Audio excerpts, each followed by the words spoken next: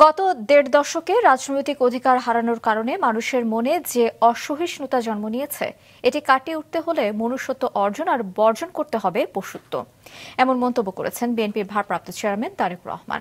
চীন মৈত্রী সম্মেলন কেন্দ্রে বাংলাদেশ অ্যানিম্যাল ওয়েলফেয়ার অ্যাসোসিয়েশন আয়োজিত প্রাণী ও প্রাণের মেলা অনুষ্ঠানে বিকেলে তারেক রহমান বলেন, জীববৈচিত্র্য রক্ষায় সবার সচেতন হতে হবে। মানুষের অধিকার প্রতিষ্ঠার জন্য যেমন গণতন্ত্রের চর্চা প্রয়োজন, তেমনি প্রাণীর অধিকার নিশ্চিত করার জন্য বাস্তুতন্ত্রের সুরক্ষা প্রয়োজন। বিএনপি ক্ষমতায় আসলে প্রাণীর সুরক্ষায় যত আইন আছে সেগুলো পরিবর্তন এবং পরিবর্ধন করবে বলেও জানান তিনি।